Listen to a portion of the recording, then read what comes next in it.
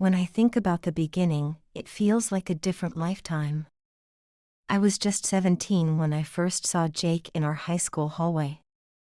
He was the star quarterback, and I was the new girl trying to find my way around. I still remember his Letterman jacket, that confident smile, and how my heart skipped a beat when he first said hello. Back then, everything seemed so simple. We were young, carefree, and believed love could conquer anything. Jake wasn't just handsome, he had this way of making everyone around him feel special. When he looked at me, it was like the rest of the world disappeared. Our first date was at the local diner, sharing a chocolate milkshake and talking until the staff started cleaning up. He made me laugh like no one else could, and I felt safe in a way I'd never experienced before. We'd stay up for hours on the phone, talking about our dreams, our future, the life we'd build together. High school sweethearts, they called us. The perfect couple. Everyone said we were meant to be. And I believed them.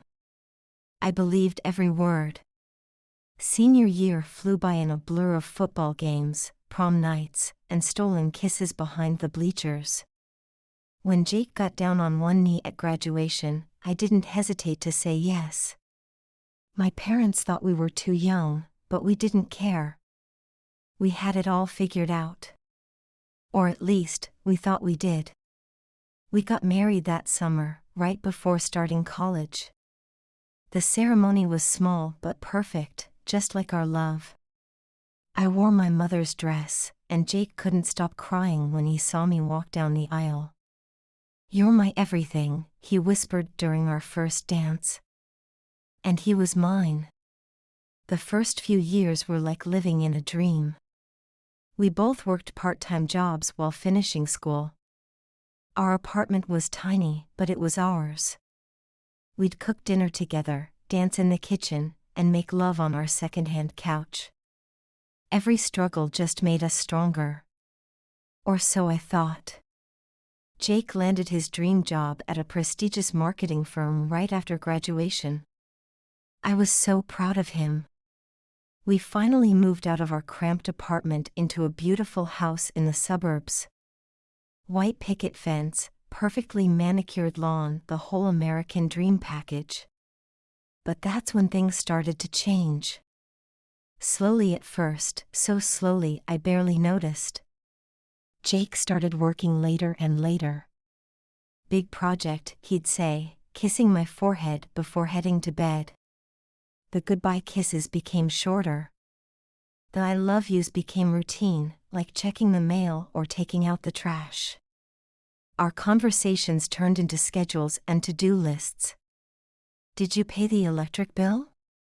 Can you pick up my dry cleaning?" The passion, the connection we once had, began to slip away. I tried to talk to him about it. "Remember when we used to stay up all night just talking?" I'd say. He'd smile, distracted by his phone. "We were kids then, Sarah. We have responsibilities now." But I missed those kids. I missed us. The BR. Eking point wasn't some dramatic fight or betrayal. It was a Tuesday evening, and I'd spent hours preparing Jake's favorite meal. Candles lit, wine poured, wearing that blue dress he once said made my eyes sparkle. He came home 3 hours late. Didn't call. Didn't text. The food was cold, the candles burned out. He walked in, loosening his tie, barely glancing my way. "Sorry, babe." Meeting ran long. Already grabbed dinner with the team. That's when I realized I'd become invisible in my own marriage. The next morning, everything changed. My car wouldn't start, and Jake had already left for work. That's when I met Chris. He lived next door, but we'd never really talked before. I was struggling with the hood of my car when I heard his voice. "Need a hand?" He was different from Jake in every way. Darker hair, kinder eyes, and when he smiled, it reached his eyes. Chris was a single dad, divorced 3 years. He fixed my car that morning, refusing to take any payment. "Just buy me a coffee sometime," he said with a wink. I told myself it was innocent. Just neighbors being friendly. But deep down, I knew. I knew from the way my heart raced when I saw him working in his yard. From how I started taking longer walks, hoping to run into him. From the way he looked at me, really looked at me. Like I was worth seeing. The coffee happened a week later. We talked for hours at the local cafe. About everything and nothing. About his daughter, my dreams of becoming a writer, his love for classic cars. He listened. Really listened.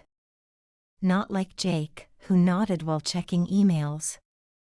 Chris remembered things I mentioned in passing. Brought me my favorite pumpkin spice latte when fall came around. Fixed the squeaky step on our porch when Jake kept forgetting. Left funny notes in my mailbox when he knew I'd had a rough day. Small things. But they made me feel alive again. Made me remember what it was like to be seen. To matter. I started looking forward to our chance encounters. Planning my day around the times I knew he'd be home. The guilt came in waves. Sometimes crushing, sometimes just a quiet whisper in the back of my mind. I wasn't doing anything wrong. We were just friends. But friends don't dream about each other at night. Friends don't feel electricity when their hands accidentally touch. Friends don't count the hours until they see each other again. One rainy evening changed everything. Jake was away on a business trip. I was sitting on my porch, watching the storm. Chris came over with 2 mugs of hot chocolate. "Thought you might need this," he said. We sat there, listening to the rain. Talking about life, love, regrets. His hand found mine in the darkness. I should have pulled away. I didn't. When he kissed me, it felt like coming home. Like waking up from a long sleep. Like everything I'd been missing. And in that moment, I forgot about Jake. Forgot about our vows, our history. Why, everything. All I could feel was Chris's lips on mine, his hands in my hair. The rain falling around us. The world spinning out of control. When we finally pulled apart, reality came crashing back. I was married. He was my neighbor. This wasn't supposed to happen. But it did. And nothing would ever be the same. I ran inside, leaving Chris on the porch. Locked the door, slid down against it. Touched my lips where I could still feel his kiss. And cried. Cried for my marriage. Cried for the girl I used to be. Cried for the woman I'd become. The next morning, I woke up to a text from Chris. "I'm sorry if I crossed a line. But I'm not sorry it happened. Neither was I." And that scared me more than anything. Jake came home 2 days later. Didn't notice anything different about me. Didn't see how I couldn't meet his eyes. Didn't feel how my heart raced every time a car door slammed next door. Life went on. But everything had changed. I started seeing our marriage clearly for the first time. The distance that had grown between us. The silence that filled our home. The way Jake looked through me instead of at me. And I couldn't stop thinking about that kiss in the rain. About Chris. About how alive he made me feel. About how dangerous that feeling was. I told myself I would stay away. Focus on my marriage. Try harder with Jake.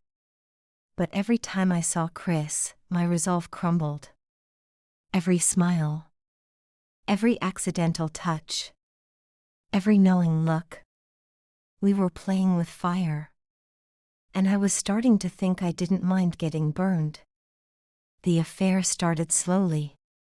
Coffee dates when Jake was at work. Long talks in Chris's backyard. Text messages that made my heart race. Each step taking me further from my marriage. Closer to something I never thought I'd want. But did. God, how I did. The guilt was always there. A constant companion. Reminding me of my vows. Of the girl I used to be. Of everything I was throwing away. But when I was with Chris, it felt worth it. He made me feel beautiful. Desired. Alive. Everything Jake had stopped making me feel years ago. We were careful. So careful. Meeting in places where no one would know us. Deleting texts. Making excuses. Living in stolen moments and secret smiles. But secrets have a way of weighing on your soul. And I was starting to crack under the pressure. Every time Jake kissed me goodnight, I felt like a fraud. Every time he said I love you, I wanted to confess. But I couldn't. Wouldn't. Because deep down, I wasn't ready to give up either of them.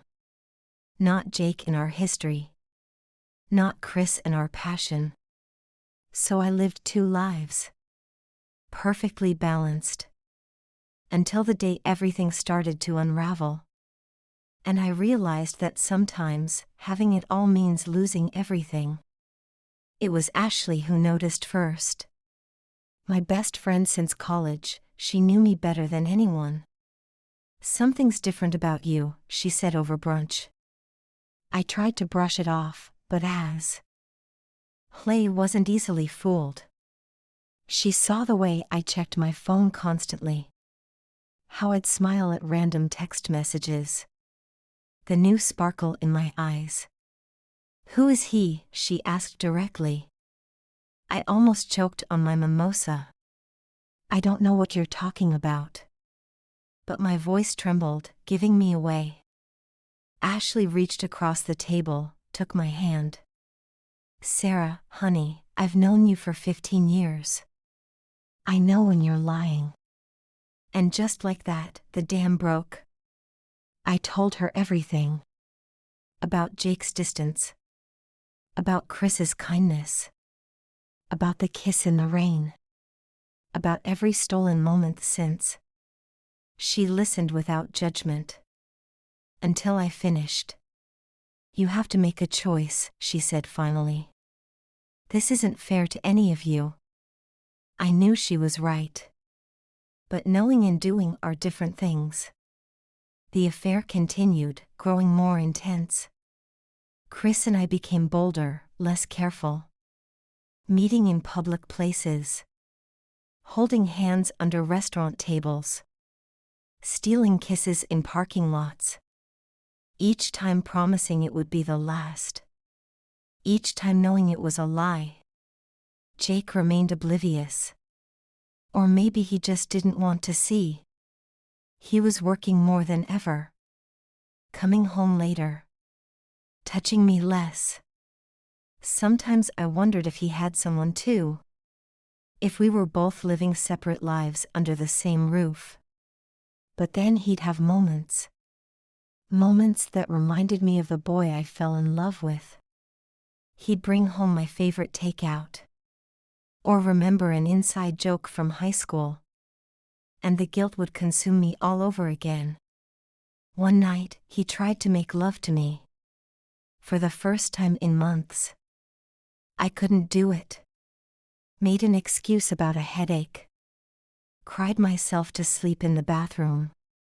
While he snored peacefully in our bed. Not knowing his wife was in love with another man. Chris was getting impatient. He wanted more than stolen moments. More than being the other man. "Leave him," he'd whisper against my skin. "Be with me for real." And God, I wanted to. But Jake was my history. My first everything. How do you walk away from that? The breaking point came at Thanksgiving. We were hosting both families. Jake's parents, mine, his sister, and her kids. Picture-perfect family gathering. Chris was alone next door. His daughter with her mom for the holiday.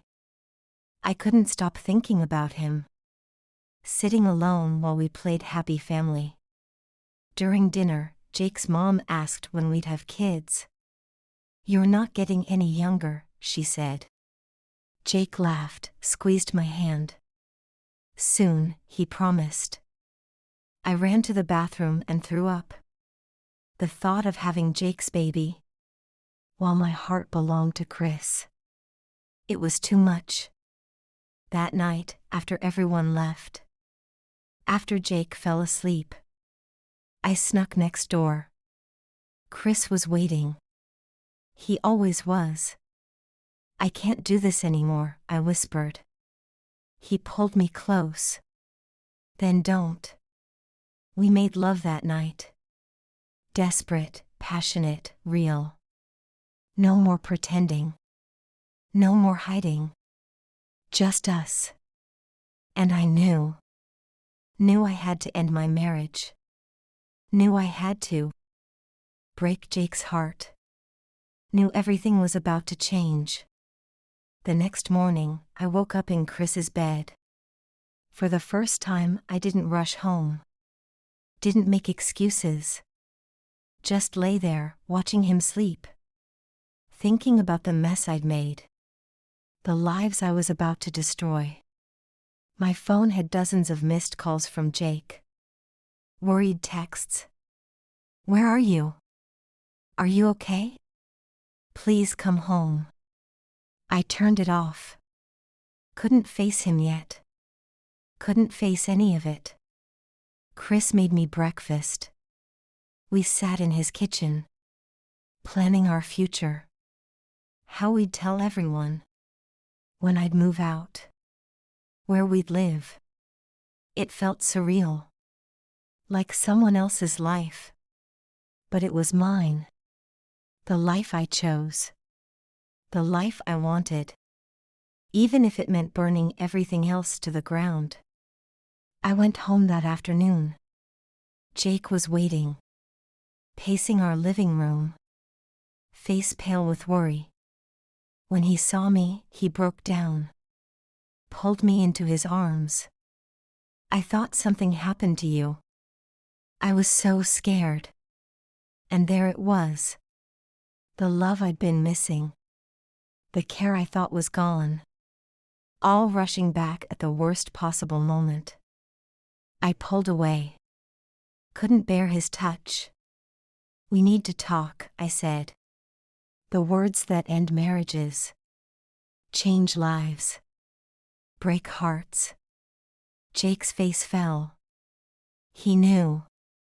Maybe he'd always known. We sat on our couch. The same couch where we'd planned our future. Where we'd made love countless times. Where our story began. And where it would end. "I'm in love with someone else," I said. Simple words. Devastating truth. Jake didn't cry. Didn't yell. Just sat there. Looking at our wedding photo on the wall. "Is it Chris?" he asked quietly. I nodded. Couldn't speak. Couldn't breathe. How long? A few months. A lie. It had been longer. Not physically maybe. But emotionally. I'd been leaving Jake for months. Years even. Just didn't know it. He stood up. Walked to the window. Stared at Chris's house. I knew something was different. I just thought. He trailed off. Turned back to me. I thought we could fix it. I thought we had time. But time had run out. For both of us. For our marriage. For the dream we'd built. "I'll pack some things," I said. He nodded. Mechanical. Empty. Like the shell of the boy I'd once loved. I went upstairs. Packed a bag. Left my wedding ring on the dresser. When I came down, Jake was gone. Just a note on the coffee table. I hope he makes you happier than I could. Simple words. Breaking my heart all over again. I walked next door. To Chris. To my new life. To everything I thought I wanted. But as I looked back at my house, at the life I was leaving behind, I wondered, was I making the biggest mistake of my life? Or was I finally being true to myself? Only time would tell. And time. Time was the one thing I couldn't control. Moving in with Chris should have felt like a fairy tale ending. Instead, it felt like walking on broken glass. Every step careful, measured, painful. The NEI. Borehood gossip spread like wildfire. Whispers followed me at the grocery store. Judgmental glances at the gas station. The scarlet letter of suburban life. Chris tried to shield me from it all. Made me breakfast every morning. Held me when I cried at night. Promised it would get easier. But some days, it felt impossible. Jake moved out of our house a week later. I watched from Chris's window as the moving truck came. Saw our life together packed into cardboard boxes. Memories reduced to bubble wrap and tape. He never looked our way. Not once. Ashley tried to be supportive.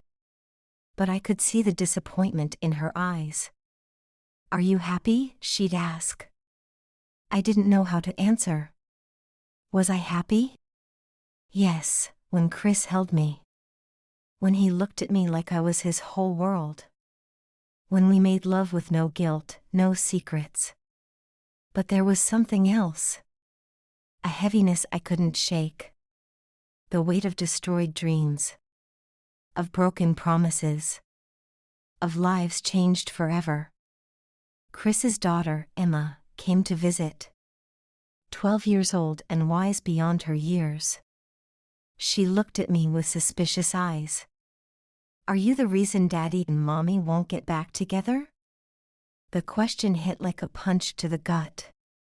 Chris tried to explain. But how do you explain adult mistakes to a child? How do you justify breaking hearts? Emma stayed in her room most of the visit. Barely spoke to me. I couldn't blame her. I was the other woman. The homewrecker. The villain in her story. My parents stopped calling. Jake's family blocked me on social media. Friends chose sides. Most chose his. I was alone. Except for Chris. And sometimes that felt like enough. Other times it felt like drowning. 3 months after moving in, I saw Jake at our old coffee shop. He was with someone. A pretty blonde. She made him laugh. Like I used to. He looked happy. Lighter. Free. I ran to the bathroom and cried. Not because I wanted him back. But because seeing him move on made everything real. Chris found me later. Curled up in bed. "Do you regret us?" he asked. His voice small, uncertain. I wanted to say no. To reassure him. But the truth was complicated. "I regret how we happened," I said finally. But not that we happened. He held me tighter. Understanding the difference. Summer turned to fall. Leaves changed. Life moved on. Emma started visiting more often. Slowly warming up to me. Small steps. Tiny victories. Chris and I fell into a routine. Morning coffee on the porch. Evening walks around the neighborhood. Weekend movies and takeout. Normal life. But normal felt strange. After so much chaos. So much passion. So much pain. One night, Chris proposed. Under the same porch where we first kissed. The ring was beautiful. Simple. Nothing like the one Jake gave me. I said yes. Because I loved him. Because he loved me. Because sometimes love is enough. The wedding was small. Just close friends and Emily. Those who stood by us. Through the storm. Emma was my flower girl. Ashley, my maid of honor. Chris cried when he saw me. Just like Jake did. All those years ago. But this time was different. This time I knew who I was. What I wanted. Who I wanted. The reception was at our house. Our new home. Built on the ashes of 2 broken marriages. But standing strong. Emma danced with her father. Smiled at me over his shoulder. Progress. Healing. Hope. Later that night. After everyone left. Chris and I sat on our porch. Looking at the stars. Are you happy? He asked. The same question Ashley always asked. But this time I knew the answer. Yes, I said. And meant it. Not because everything was perfect. It wasn't. There were still hard days. Still moments of doubt. Still whispers and judgments. But I was where I belonged. With who I belonged with. And that was enough. Years have passed now. Jake remarried the blonde from the coffee shop. They have twins. I see them sometimes. At the grocery store. School events. We nod politely. Civil. Distant. Strangers with a shared past. Emma calls me Mom now. Sometimes. When she forgets to be guarded. When she lets herself love me. Chris and I never had kids of our own. But we have her. And each other. And our life. Built from broken pieces. But stronger for the breaks. Looking back. I don't regret my choices. Not anymore. Love isn't always pretty.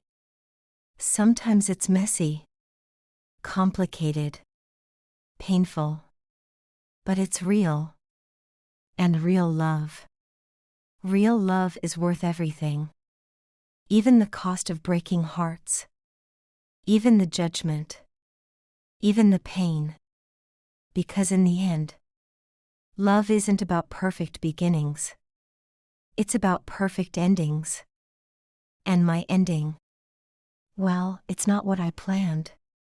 Not what I dreamed of at 17. But it's mine. And it's beautiful. In its own way. Chris still brings me coffee every morning. Still looks at me like I'm his whole world. Still makes me feel alive. And that's the thing about love. Real love. It doesn't fade. Doesn't die. Just grows. Changes. Evolves. Into something stronger. Something true. Something worth fighting for. Worth losing everything for. Worth finding yourself for. And that's my story. Not a fairy tale. Not a tragedy. Just life. Real, messy, beautiful life.